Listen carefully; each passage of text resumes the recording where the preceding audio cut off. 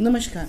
आज हम बहुत ही गंभीर और चिंतनीय मुद्दे को लेकर मैं आई हूँ, जो वाकई में बहुत चिंता का विषय है।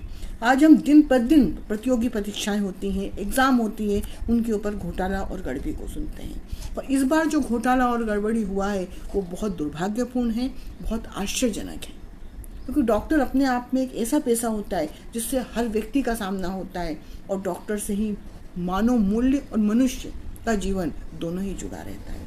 कितनी दुखद घटना है कि आज हमारे घर में, आज हमारे परिवार में हर जगह एक चिंता की लकीरें हैं कि बच्चा मेहनत करने के बावजूद भी क्या उसको उसकी मेहनत का फल मिलेगा।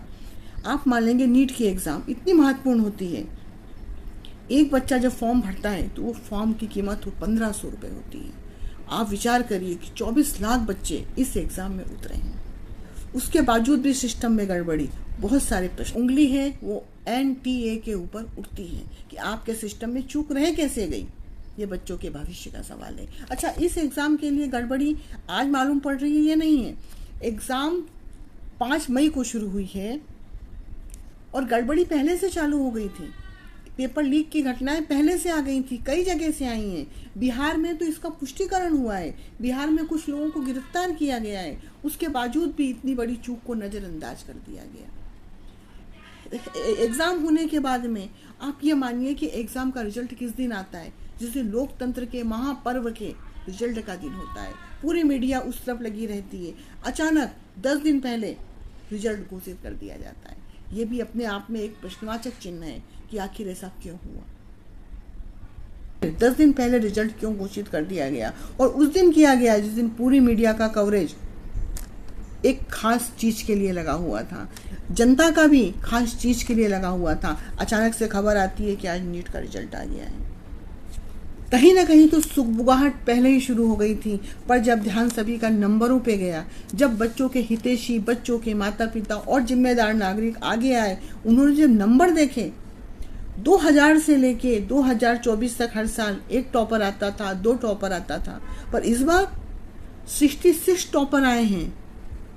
ये एक अपने आप में बहुत बड़ी घटना है। और जब नंबरों पे ध्यान गया तो कुछ नंबर इस प्रकार से मिले हैं कि वो नंबर बच्चों को मिल ही नहीं सकते हैं। यहाँ से बात की शुरुआत हुई। ये सब कुछ कैसे हुआ, ये पहले किसी ने भी नहीं बताया। पूछी गई तब NDA ने आके बड़ी ही मुस्कुराते हुए कहा कि ये तो हमने ग्रेस मार्क्स दिए हैं। किस बात के ग्रेस मार्क, जब आपके सिस्टम इतनी बड़ी परीक्षा करवा रहा है तो उससे चूक कैसे हुई, और चूक हुई तो क्या ग्रेस मार्क देने से सब बच्चों के साथ न्याय हो जाएगा। दूसरी बात, आपने उस चीज को बताया नहीं कि हमने ग्रेस मार्क दिए। जब ये जिम्मेदार लोग इस मुद्दे को लेकर सुप्रीम कोर्ट गए तो आपने बिना किसी बहस के अपनी गलती एक बार में स्वीकार ली। इसका मतलब आप गलत थे, ये आपको मालूम था। अब बात की कड़ी जब जुड़ना शुरू होती है तो ऐसे ऐसे मामले आते हैं कि आपके पैरों के तले की जमीन खसक जाएगी। इस मामले के बाद आता है 5 मई को, जिस दिन परीक्षा थी, उस दिन सवाई माधोपुर में एक ऐसी घटना होती है जो वाकई में प्रतियोगी परीक्षाओं के नाम पर एक दाग है। नहीं है कि सिस्टम का इतना खुला नंगा नाच हो रहा है। सवाई माधोपुर में बच्चों को पेपर दिए गए। जब बच्चों ने विरोध किया कि ये पेपर सही नहीं है तो उन्हें मजबूर किया गया वही पेपर देने के लिए। उनको OMR दी जिसके अंदर वो अपना रिजल्ट लिखते हैं। उसमें उन्होंने पेपर की जानकारी दी। आधे घंटे के बाद उनसे पेपर ले लिया गया और ये माना गया कि ये पेपर गलत है। कितना समय की चूक हुई। सिस्टम का दोषी कौन है, वो बच्चे दोषी हैं। वो पेपर लेने के बाद फिर उन्हें दूसरा पेपर दिया गया और मजबूर किया गया कि इसी पेपर पे, उसी रिजल्ट पे आप भरिए, जो कि पूर्णतः गलत था। बच्चों ने बोला कि हमारे नंबर और भविष्य का सवाल है।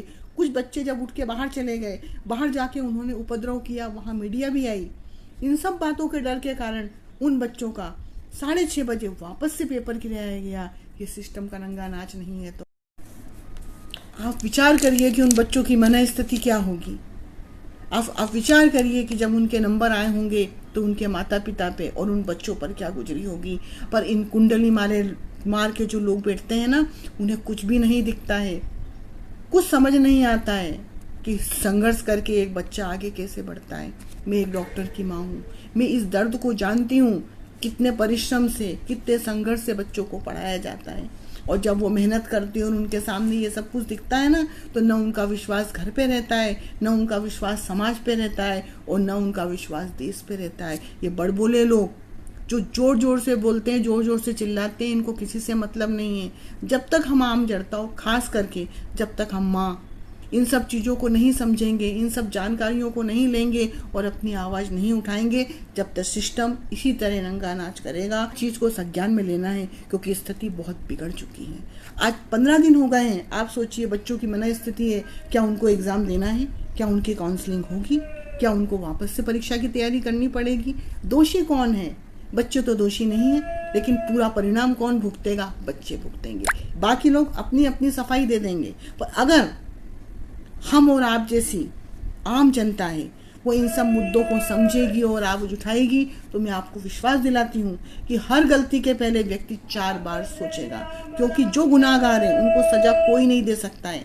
न राजनीति, न सामाजिकता इसको दे सकती है सजा, तो आम जनता दे सकती है, क्योंकि उसके हाथ में सब कुछ है। पर वो जागे तब। तो आप जागिए अपने बच्चों के भविष्य के लिए। नमस्कार।